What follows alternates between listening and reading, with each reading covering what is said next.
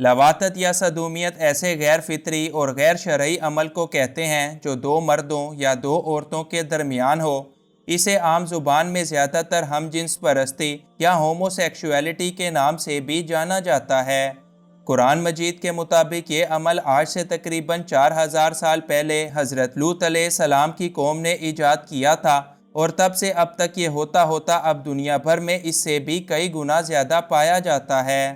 دین اسلام میں یہ ایک حرام اور قابل سزا عمل ہے، اور چونکہ اس سے فطرت کے قوانین اور حکم خداوندی کی مخالفت ہوتی ہے، لہٰذا اس گناہ کی سزا بھی کافی سخت ہے۔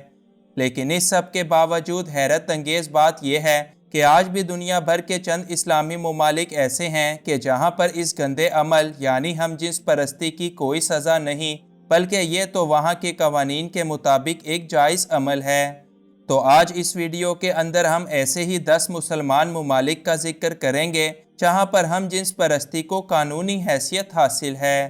انفویو کی نئی ویڈیو میں ایک بار پھر سے خوش آمدید۔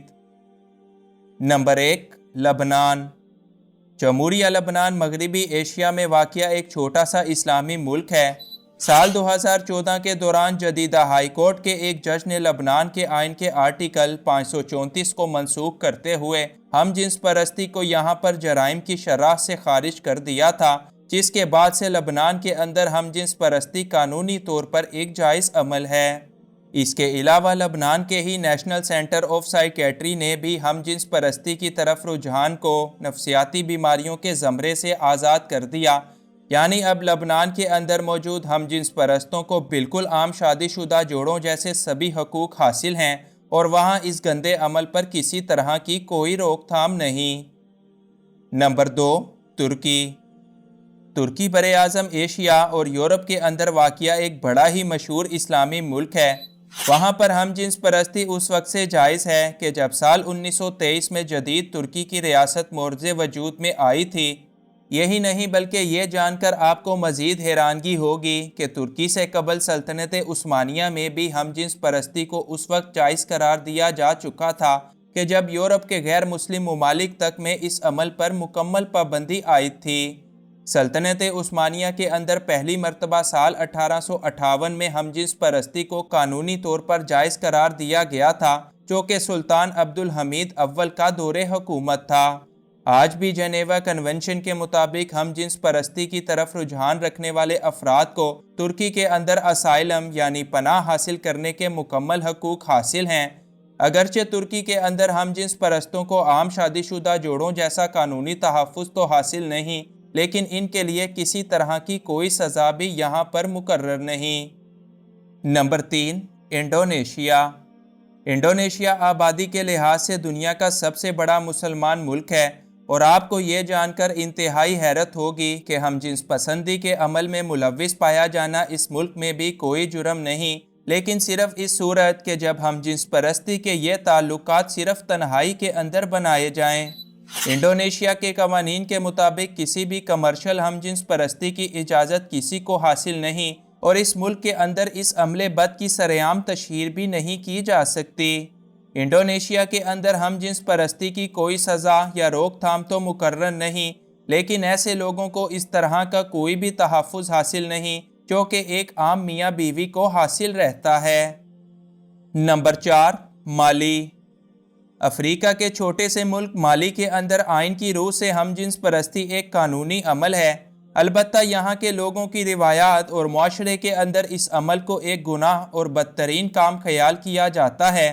یہی وجہ ہے کہ مالی کے اندر ہم جنس پرست لوگوں کے لیے قانون تو ہے، مگر ایسا کوئی قانون نہیں جو اس طرح کے لوگوں کو کسی طرح کا کوئی قانونی تحفظ فراہم کرتا ہو۔ Number 5، Niger.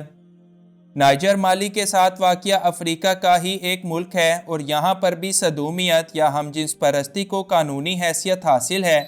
اس ملک کے قانون میں ہم جنس پرستی کی طرف رجحان رکھنے والے لوگوں کے لیے بلوغت کی ایک الگ عمر مقرر کی گئی ہے، جبکہ عام جوڑوں کے لیے ایک الگ۔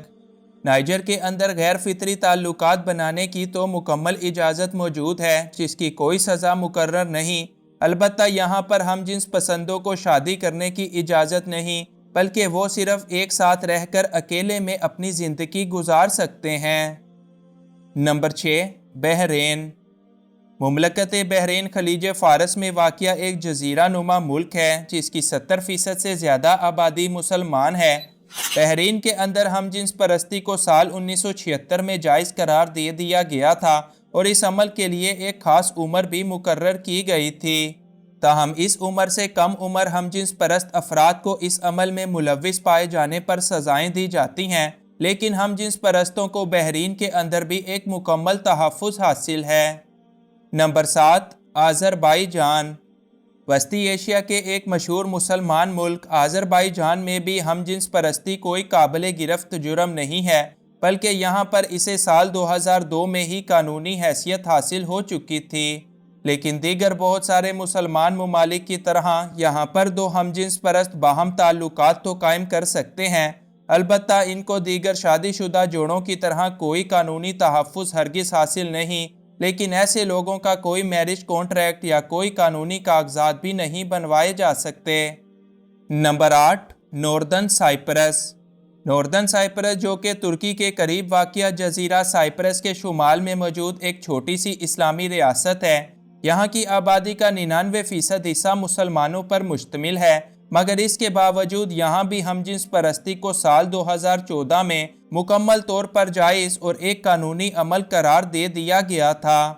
اس سے پہلے آرٹیکل 171 اور 173 کے تحت یہ بدترین عمل اس ملک کے اندر ایک جرم کی سی حیثیت رکھتا تھا، لیکن یہ پابندی صرف مردوں کے ساتھ تعلقات پر لگائی گئی تھی اور عورتوں کے ساتھ ہم جنس پرستی یہاں پر ہمیشہ سے ہی جائز اور ایک قانونی عمل رہی ہے۔ تاہم اب اس کو مکمل طور پر ہٹایا جا چکا ہے اور ہم جنس پسندوں کو اب ناردرن سائپرس کے اندر مکمل قانونی تحفظ حاصل ہے۔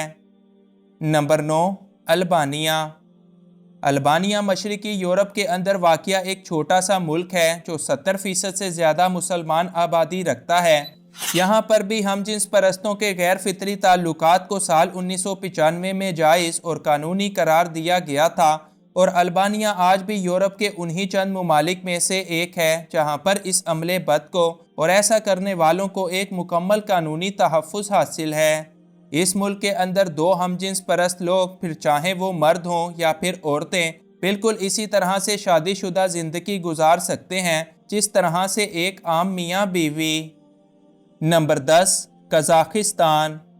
قزاقستان کا شمار بھی انہی چند اسلامی ممالک میں ہوتا ہے جہاں پر ہم جنس پرستی یا ہومو سیکشولیٹی کو ایک مکمل قانونی تحفظ حاصل ہے، البتہ یہاں پر ہم جنس پرست جوڑوں کو وہ تمام حقوق حاصل نہیں جو ایک عام شادی شدہ میاں بیوی کو حاصل ہوتے ہیں، لیکن انہیں اس ملک کے اندر کسی طرح کی کوئی قانونی سزا کا مستحق بھی تسلیم نہیں کیا جاتا۔